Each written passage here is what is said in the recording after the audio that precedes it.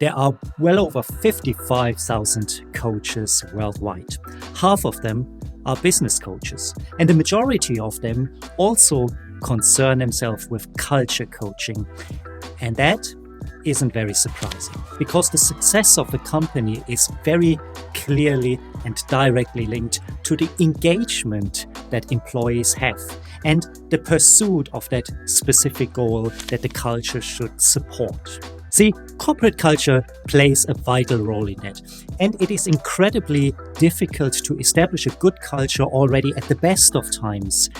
And if you then add the remote working environment, if you work with a team that is remote or even lead a team that is remote, it becomes even more difficult. By the end of this video, you will understand exactly what corporate culture is. You will understand what is important to consider, and I will also leave you with practical tips in 3 different areas that you can implement today and that will increase your employee engagement in less than 30 days.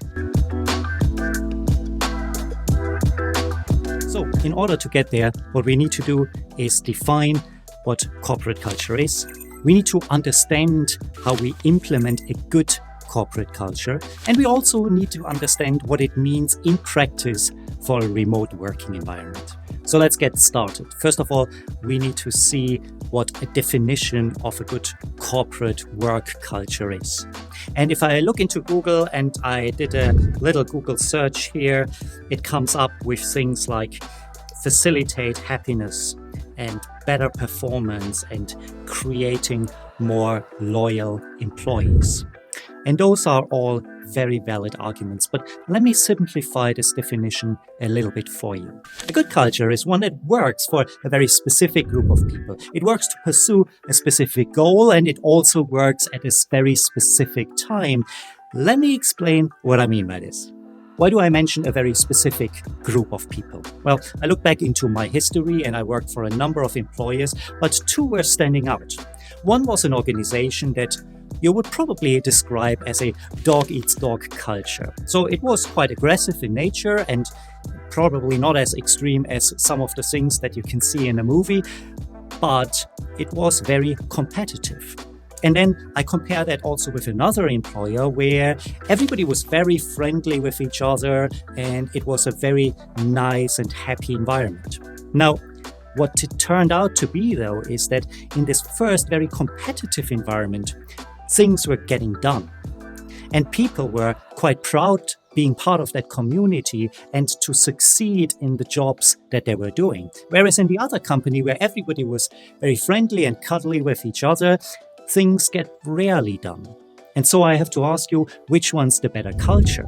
And of course, the better culture is the one that supports the goal. And in this example, it would be the first one. That doesn't mean it's the only good culture, but that is why it's important that it has to work for a very specific group of people. The second thing I mentioned is that it has to work for a very specific goal as well. What do I mean by that? Now, imagine you are in a company where you want to launch a new product. And in that specific scenario, you may want to foster a culture that breeds innovation, that is quite risk-taking, and where in that culture you can try out a number of different things. Now, take those elements and now imagine that you are an airline pilot. Innovation and risk-taking and trying things out are surely not the words that you'd like to hear in that scenario. And this is why it's also very important to consider the very specific goal for the culture, because what might be a very good culture to pursue one goal could be incredibly bad, like in our example, in another company. The final thing in our definition was about a specific time. See, different scenarios require a different approach. You might very well love to have a culture of collaboration, where everybody has their own input to a solution. But if you're suddenly in a crisis scenario, you don't have time for that. You need to make sure that decisions are made fast, that the team gathers behind you, and that your decisions are executed quickly and rapidly.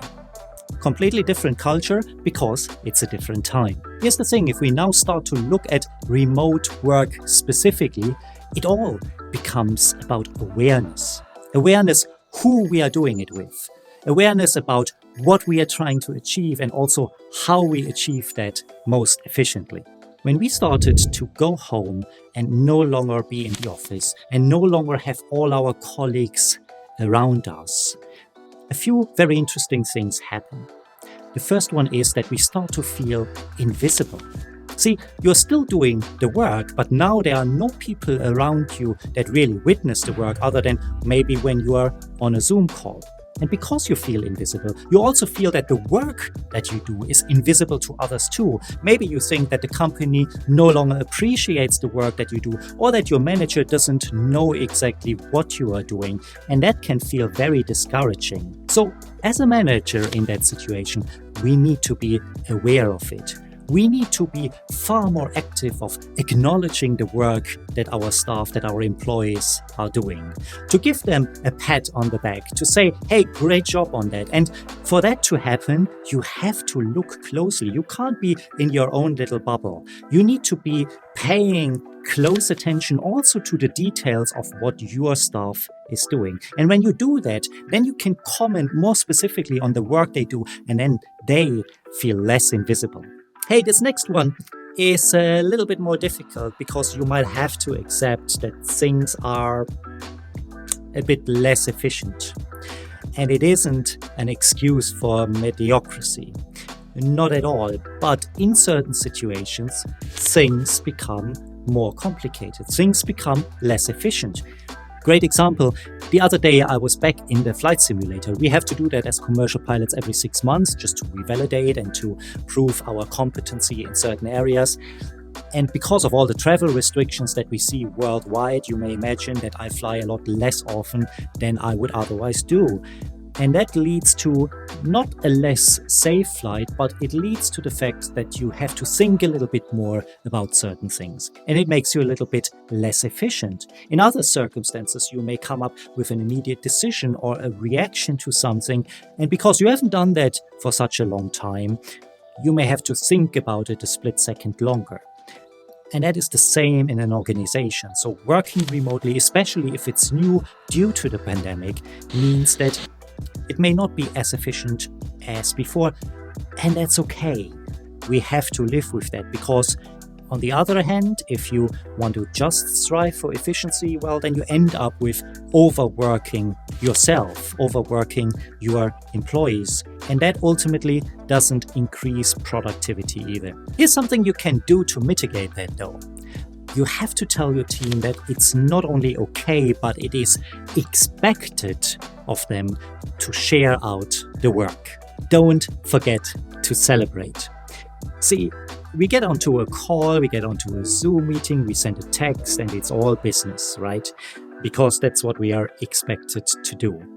But that would never happen if we were in the office together. Because if it's somebody's birthday, you all gather around in the kitchen. You celebrate the birthday, have a piece of cake. And we need to do that when we work remotely as well. We need to reintroduce the personal component into our business environment as well. So don't forget to celebrate. Whatever it is, birthdays, achievements in the team, milestones that you have achieved in a project, make sure that every week, at least once, you find a reason to celebrate. Now, creating this culture is extremely hard, especially when you work remotely. And you may still find yourself in a situation where you ask, why is my team not performing? And if that's the case, then you may want to watch the video that is on the screen right now. It deals exactly with that type of topic. Before you go, hit the like button for the YouTube algorithm. Also make sure that you subscribe to the channel when you enjoy the content. And I will see you over there in the other or in the next video.